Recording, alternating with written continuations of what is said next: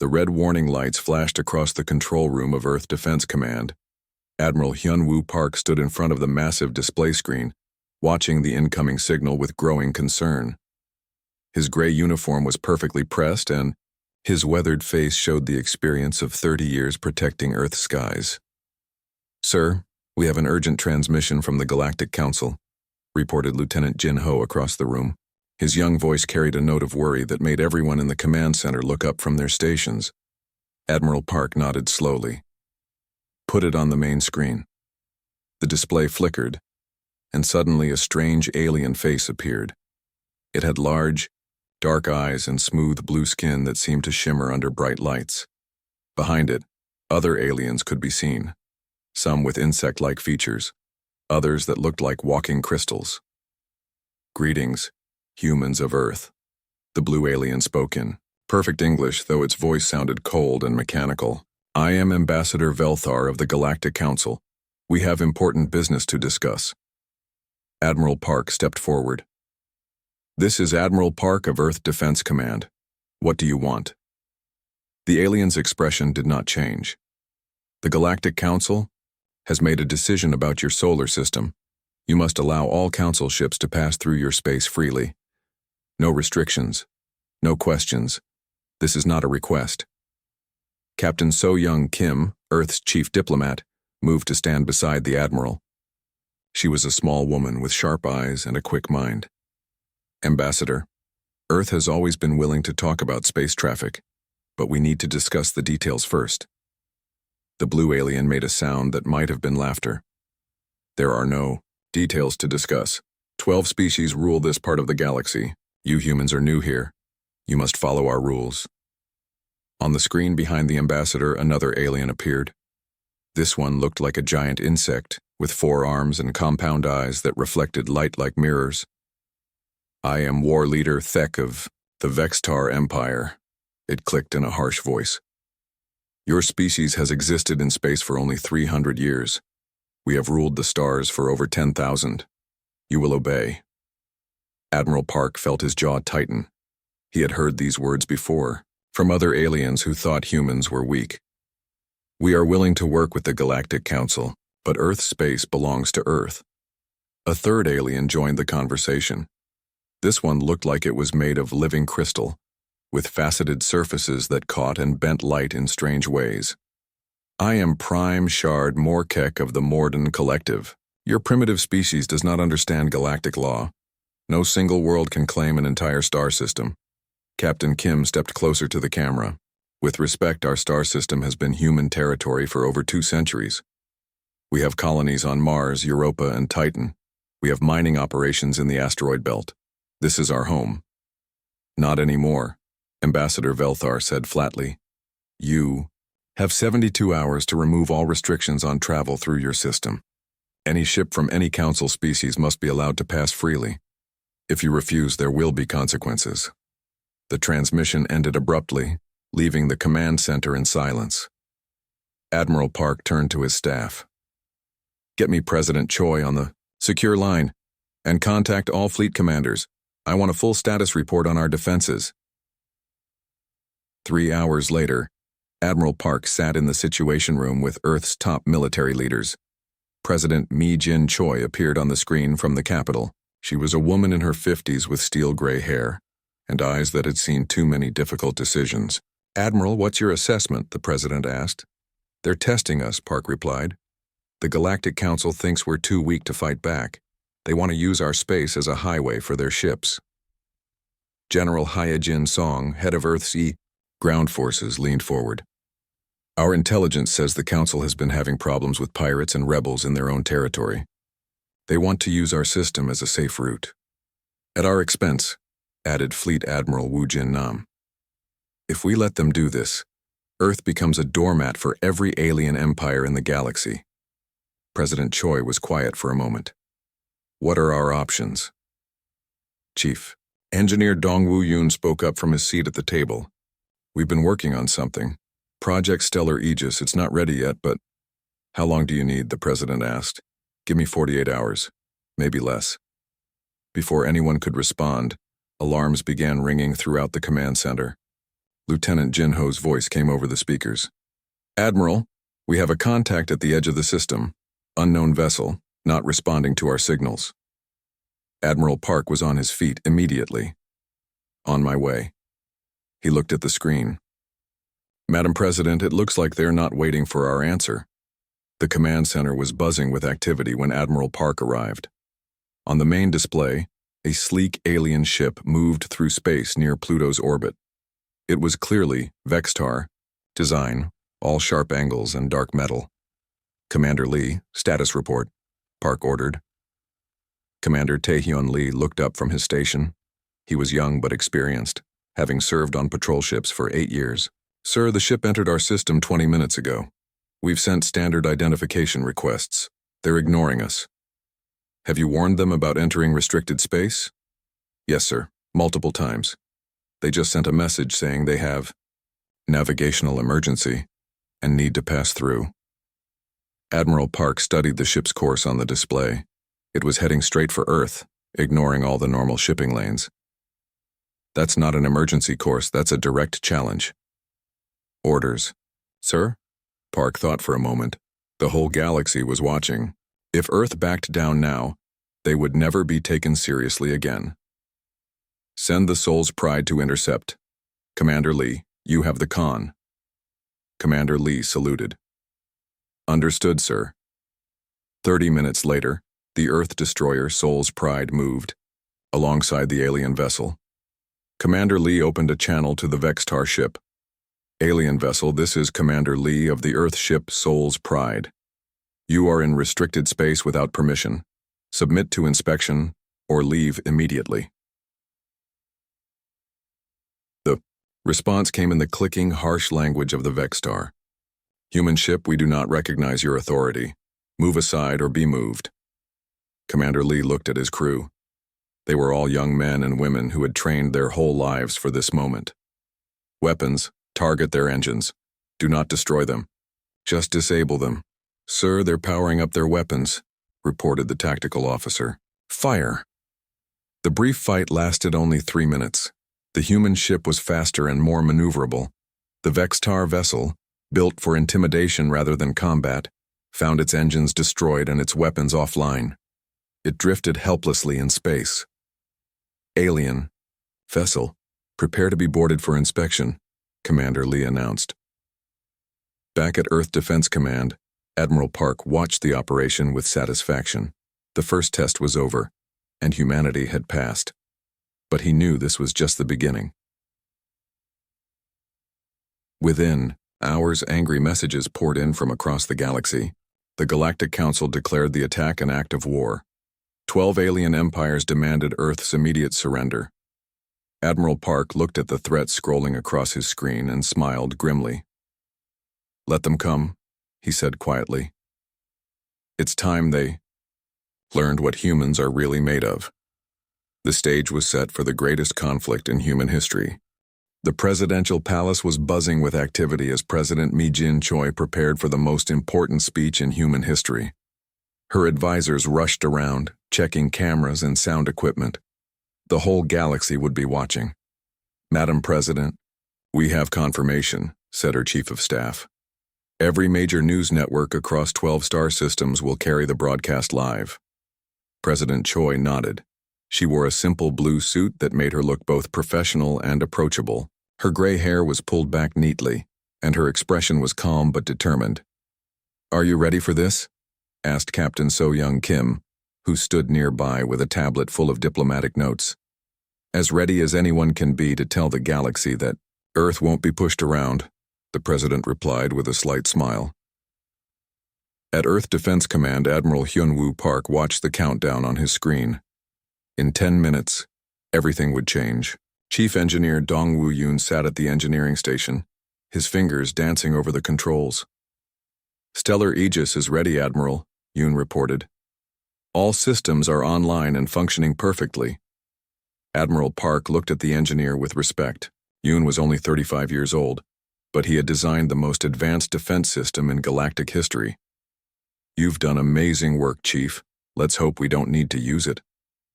Sir, with respect, I think we both know we're going to need it very soon. Yoon replied quietly. The broadcast began exactly at noon, Earth time. President Choi sat behind her desk in the Oval Office, with the flag of Earth behind her. She looked directly into the camera and began to speak. Citizens of Earth and beings across the galaxy, I speak to you today about freedom and respect. Yesterday, the Galactic Council demanded that Earth surrender control of our own solar system. They want us to allow any alien ship to travel through our space without permission or inspection. She paused for a moment, letting her words sink in. We have given the Council our answer. Earth and its entire solar system is now declared a no-fly zone for all non-human vessels. Any ship that wishes to enter our space must request permission and submit to our inspection protocols. This is not a request. This is the law of Earth. Across the galaxy, alien leaders watched in disbelief. On the crystalline world of Mordoon, Prime the Collective's leaders gathered around their viewing crystal. The humans have lost their minds, declared Prime Crystal Zekthara, her voice ringing like broken glass. How can one primitive species challenge the combined might of 12 empires? On the insect world of Vextar, Emperor Thakzul clicked his mandibles in anger. These mammals think they can threaten us? We who have conquered 1,000 worlds, resident. Choi continued her speech unaware of the alien reactions. Some of you may think this is impossible. You may believe that Earth is too small, too weak, too young to enforce such a declaration. Let me show you why you are wrong. She nodded to someone off camera. Suddenly, displays across the galaxy lit up with technical readings and sensor data. What you are seeing is the Stellar Aegis Defense Network. For the past 10 years, Earth's best scientists and engineers have been building this system. It can detect, track, and stop any hostile vessel in our solar system. Chief Engineer Yoon had worked day and night to create this moment. The network was his masterpiece, a combination of human innovation and technology learned from captured alien ships. Energy fields that could disable engines, sensor arrays that could see through any cloaking device, and weapons platforms hidden throughout. The solar system. The system is fully operational as of today, President Choi announced. Any ship that enters our space without permission will be stopped. Any ship that threatens Earth or its colonies will be destroyed. This is our home, and we will defend it. The broadcast ended with the President's final words. To our friends in the galaxy, Earth's doors remain open for peaceful contact and trade. To those who would try to force their will upon us, understand this. Humanity will not bow, will not surrender, and will not step aside.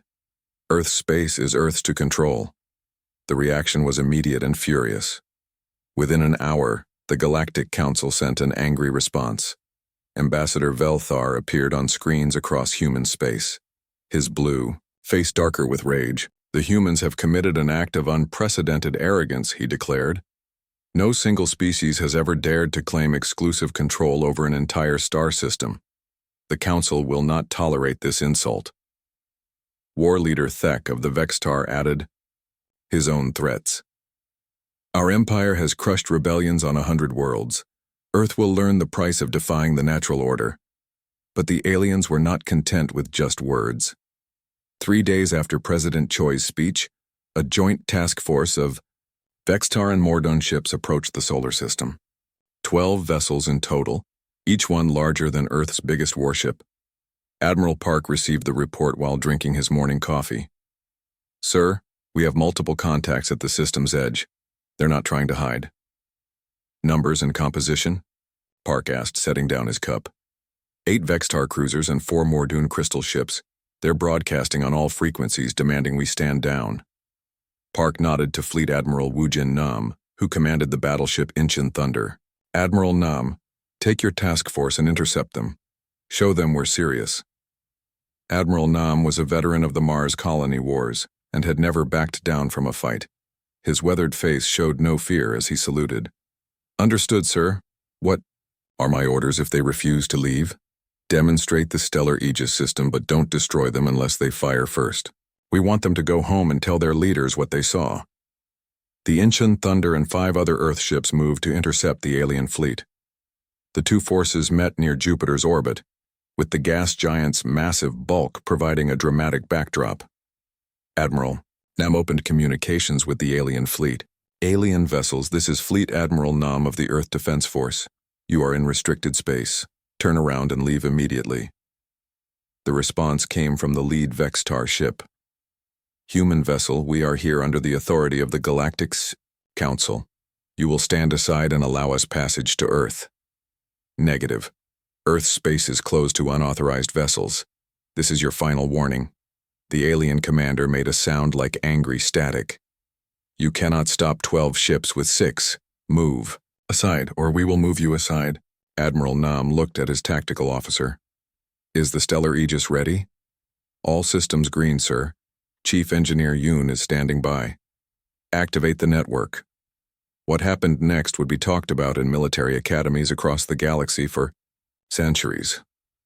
The alien ships suddenly found themselves trapped in invisible energy fields. Their engines stopped working. Their weapons powered down. Their communications were jammed. In less than 30 seconds, 12 of the galaxy's most advanced warships were completely helpless. The Vextar commander's voice crackled over the radio, full of panic. What have you done? Our systems are offline. Admiral Nam's reply was calm and professional. You have violated Earth sovereign space. Your vessels are now under the control of our defense network. You will be escorted to the edge of the system and released. The alien ships, powerless to resist, were slowly pushed away from Earth by invisible forces. Not a single shot had been fired, yet the entire alien fleet had been defeated without even putting up a fight. As the humiliated aliens reached the system's edge, Admiral Nam sent one final message. Tell your leaders that Earth's no-fly zone is not empty words, it is reality. Any ship that enters our space without permission will meet the same fate. The alien fleet limped away, their pride as damaged as their confidence. But Admiral Park knew this was just the beginning. Sir, reported Lieutenant Jinho, we're receiving emergency broadcasts from across the galaxy. The Galactic Council is calling for an immediate assembly. They're talking about war. Admiral Park looked out at the stars and smiled grimly. Let them talk. Earth is ready. The die was cast. Humanity had drawn a line in space, and the galaxy would have to decide whether to respect it or try to cross it. Either way, Earth would be waiting. The news spread across the galaxy like wildfire. 12 of the most advanced warships in known space had been stopped by humans without a fight. In alien capitals throughout the galaxy, emergency meetings were called. On Vextar Prime, Emperor Thuxul smashed his crystal throne with one powerful arm. The other insect nobles backed away as their ruler's rage filled the great hall. Impossible, he screeched, his voice echoing off the metal walls. No primitive species should have such power. How did the humans develop this technology? His war, Advisor General Kethavar clicked nervously. My lord, our scientists believe they have been studying our captured ships. They learned from us and made their own improvements. Then we will teach them the price of stealing from the Vextar Empire.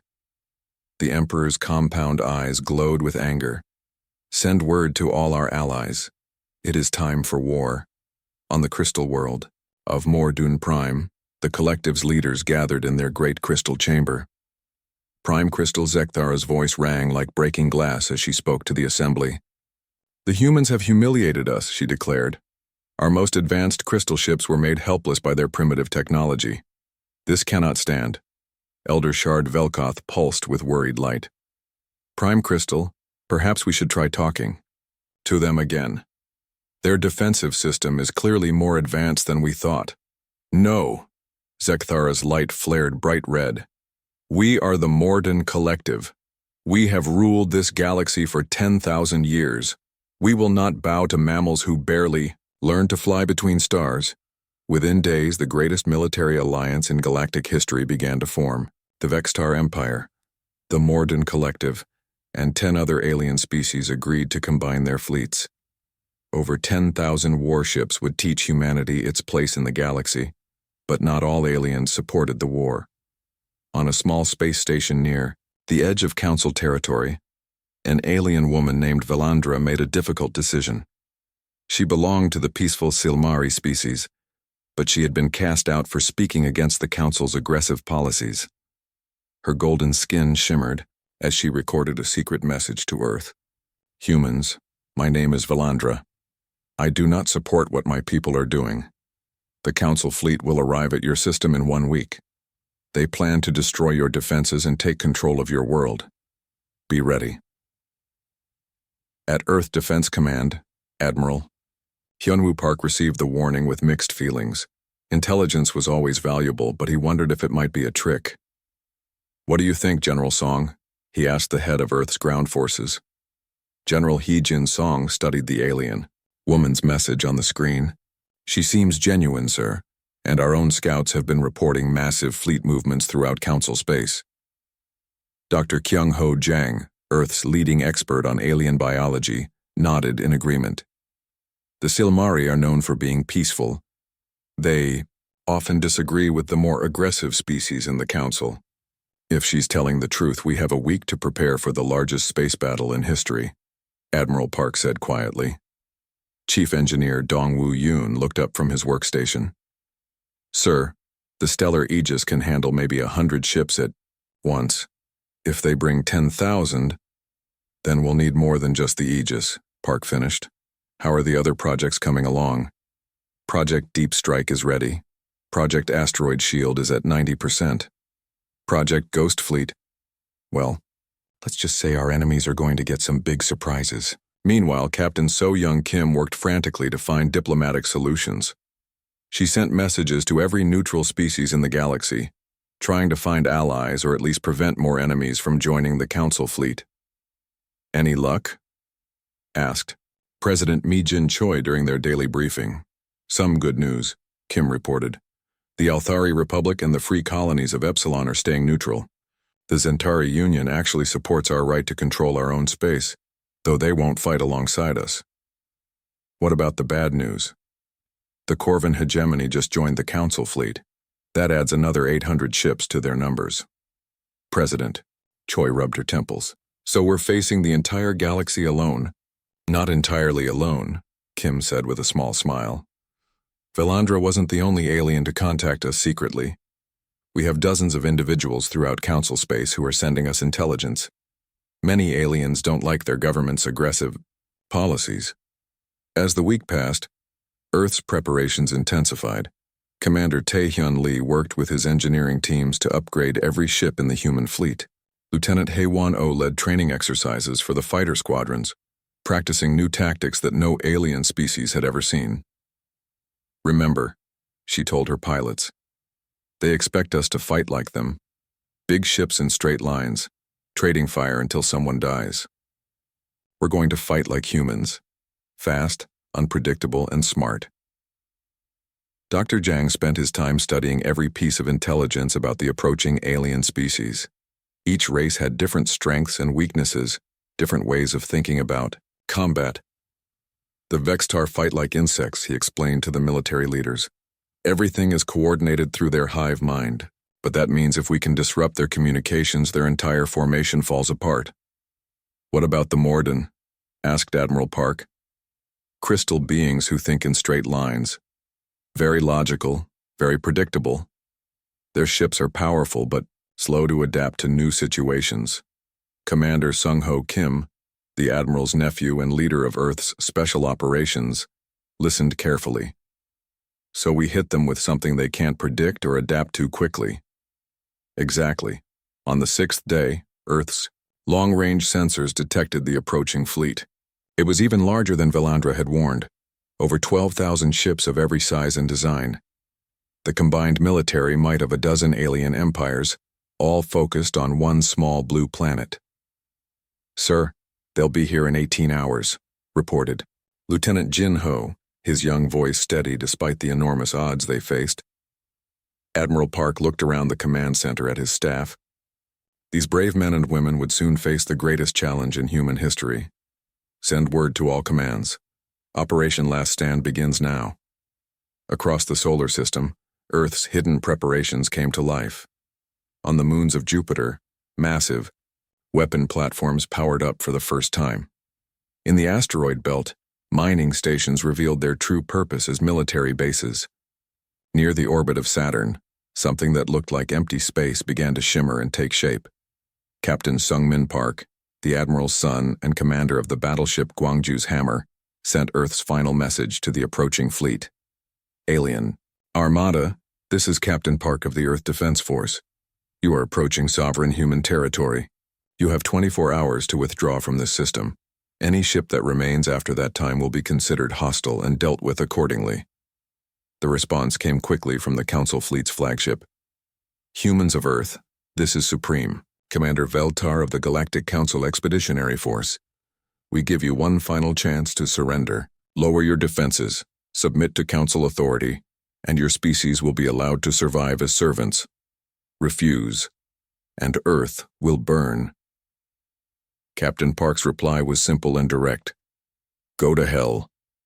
As the alien fleet continued its approach, Admiral Park made a final inspection of Earth's defenses. The planet looked peaceful from space, with white clouds swirling over blue oceans. But hidden beneath that peaceful appearance was the most sophisticated military machine ever created by human hands.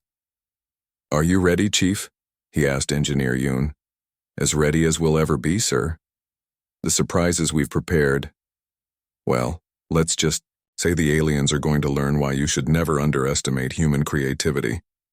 Admiral Park nodded and opened a channel to the entire human fleet. All ships, all stations, this is Admiral Park. In a few hours, we will face the greatest challenge our species has ever known. They outnumber us 100 to 1.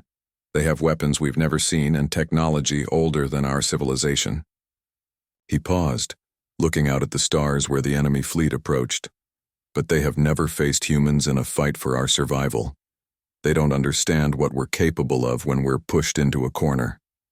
Tonight we show the galaxy that Earth is not just another world to be conquered. Earth is our home, and we will defend it to our last breath. As the countdown to battle began, humanity prepared to redefine the rules of galactic warfare. The alien fleet arrived like a dark cloud blotting out the stars. 12,000 ships of every shape and size filled the space at the edge of Earth's solar system. The massive Vextar battleships looked like metal insects, while the Mordan, crystal ships gleamed like deadly jewels in the starlight. Admiral Jin Young Kang stood on the bridge of his flagship, Busan's Fury, watching the enemy approach. Around him, his crew worked quietly at their stations. Everyone knew this would be the most important day in human history. Sir, the enemy fleet is moving into attack formation, reported his tactical officer. Range to lead elements? 2 million kilometers and closing. They'll be in weapons range in 30 minutes. Admiral Kang nodded calmly. He had fought in smaller battles before, but nothing like this. Send word to Admiral Park. Tell him the dance is about to begin. At Earth Defense Command, Admiral Hyunwoo Park received the message with steady nerves. Around him, the command center buzzed with controlled activity. Every screen showed different parts of the solar system, where hidden human forces waited for their moment. Chief Yoon, status on our special projects?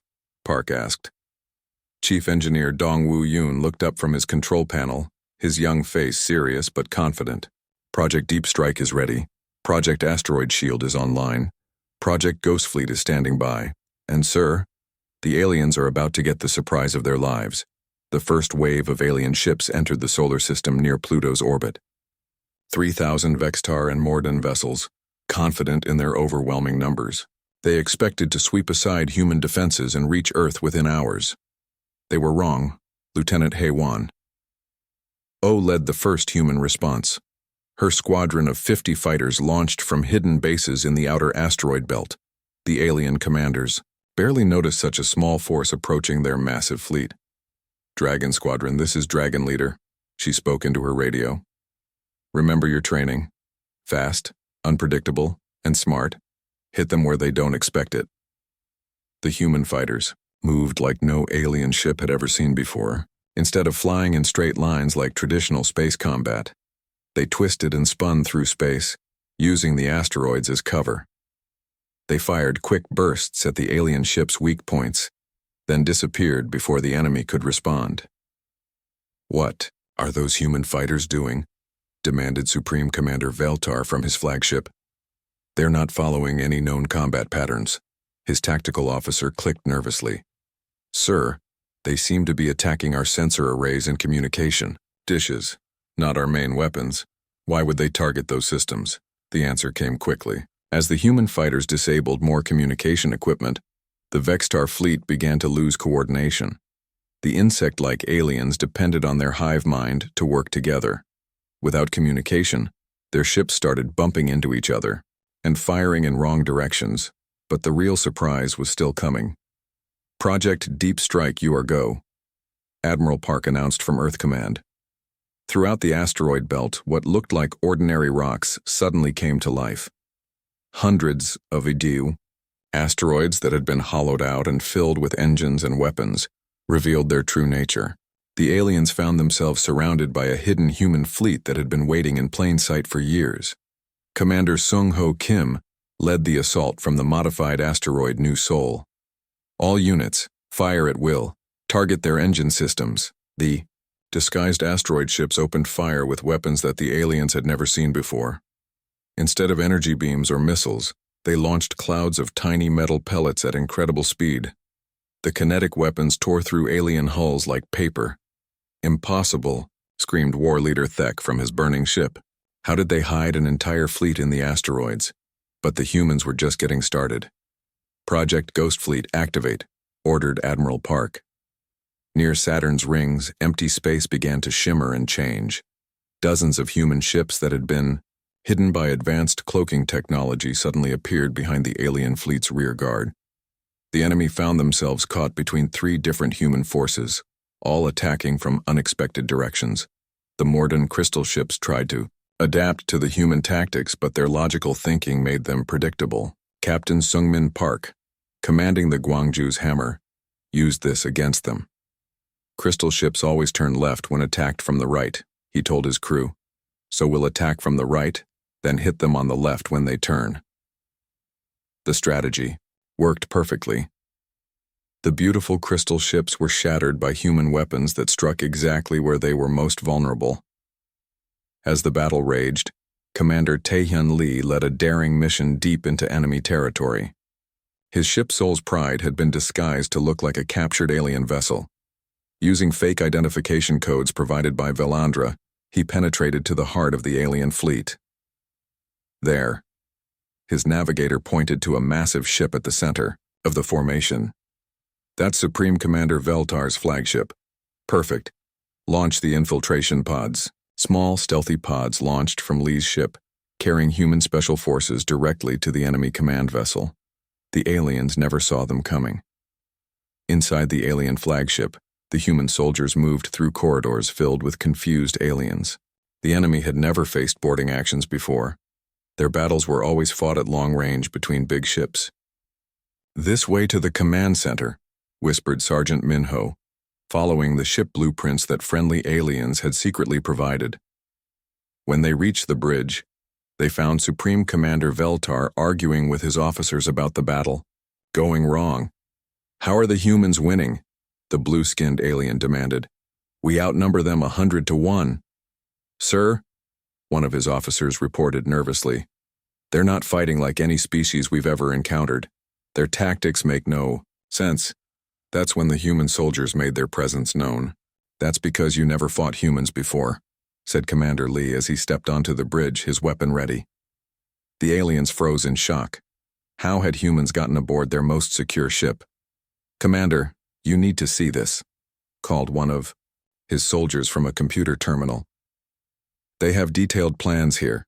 They weren't just going to defeat Earth, they were going to strip mine the entire planet and sell humans as slaves." Commander Lee's face grew cold. "Is that so?" He activated his radio. "Admiral Park, you need to hear this. The aliens weren't planning to just conquer us. They wanted to destroy Earth completely." The revelation spread quickly through the human fleet. Every ship, every station, every fighter pilot heard the truth about what the aliens had planned for humanity. The effect was immediate and devastating. Human forces that had been fighting defensively suddenly went on the attack with fury the aliens had never seen. The careful, tactical battle became a hurricane of human rage and determination. "All units, no mercy," Admiral Park's voice echoed across the fleet. "They came here to destroy our world and enslave our people. Show them what happens when you threaten humanity's home. The alien fleet, already confused and disorganized, began to break apart under the fierce human assault. Ships tried to retreat, but found themselves trapped by the very coordination that had once been their strength. Supreme Commander, one of Veltar's officers reported desperately, "We're losing ships faster than we can count them. The humans have turned our own formations against us." By the time the sun rose over Earth, the battle was over. The largest military fleet in galactic history lay in ruins throughout the solar system. Those alien ships that could still move were fleeing as fast as their engines would carry them. Supreme Commander Veltar, now a prisoner aboard a human ship, stared in shock at the destruction of his forces. "How?" he whispered. "How did you defeat us?" Commander Lee looked at the broken alien leader with a mixture of pity and contempt. "You never understood what you were fighting. You thought this was just another conquest. For us, this was survival. You can't defeat a species fighting for its home." 3 days later, representatives from the Galactic Council arrived at Earth under a flag of truce. The same aliens who had demanded Earth's surrender now came begging for peace. President Mi-jin Choi met them in the same office where she had declared Earth's no-fly zone, but now she spoke as the leader of the newest galactic superpower. "The terms are simple," she told the defeated aliens. "Earth's sovereignty over our solar system is recognized by all Council species. Any ship wanting to enter our space must request permission and submit to inspection. In return, Earth will not attack Council territory or interfere in your internal affairs." Ambassador Velthar, his blue skin now pale with defeat, nodded weakly. The Council accepts these terms. But President Choi wasn't finished. "There's one more thing. Earth hereby offers protection to any species or individuals who are oppressed by the current galactic order. Our space is open to refugees and those seeking freedom." The signing of the Sol Accords marked the end of the old galactic order and the beginning of a new age. Earth had not just defended itself, it had become a beacon of hope for the oppressed throughout the galaxy. 5 years later, Admiral Park stood in the same command center where the crisis had begun. But now, instead of preparing for war, he watched as ships from dozens of species traveled peacefully through Earth's space under human protection. "Sir, we have a request for asylum,"